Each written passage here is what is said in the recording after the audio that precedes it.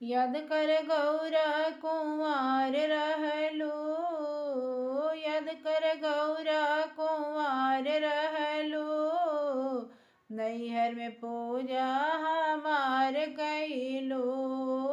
यद कर गौरा कुंवार रहलो, नैहर में पूजा हमार कैलो।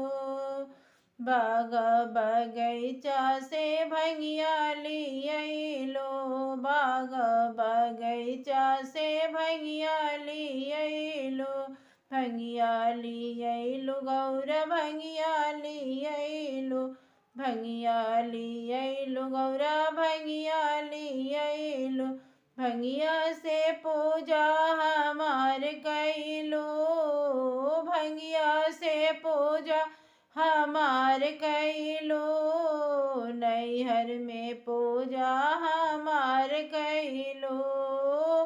यद कर गौरा कुंवार रहलो, यद कर गौरा कुंवार रहलो, नैहर में पूजा हमार कैलो, नैहर में पूजा हमार कैलो। काशी बनारस से जलवा लियलो, काशी बनारस से जलवा लियलो, जलवा लियलो हो जलवा लियलो, काशी बनारस से जलवा लियलो, जलवा से चरणा हमार धोवलो, जलवा से चरणा हमार धोवलो, नैहर में पूजा हमार कैलो, नहीं जलवा से चरणा हमार धोवलो, नैहर में पूजा हमार कैलो। यद कर गौरा कुंवार रहलो, यद कर गौरा कुंवार रहलो, नैहर में पूजा हमार कैलो, नैहर में पूजा हमार कैलो। चंदन घिसी घिसी धैलो कटोरी, चंदन घिसी घिसी धैलो कटोरी, धैलो कटोरी हो धैलो कटोरी, चंदन घिसी घिसी धैलो कटोरी, चंदन से टीका हमार कैलो, चंदन से टीका हमार कैलो, नैहर में पूजा हमार कैलो। यद कर गौरा कुंवार रहलो, नैहर में पूजा हमार कैलो, यद कर गौरा कुंवार रहलो, नैहर में पूजा हमार कैलो।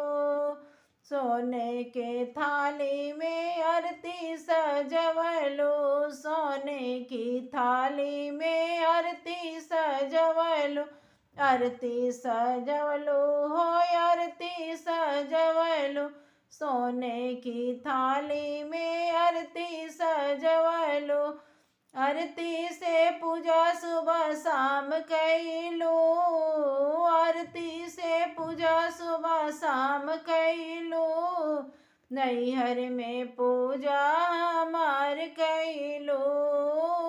यद कर गौरा कुंवार रहलो, यद कर गौरा कुंवार रहलो, नैहर में पूजा हमार कैलो।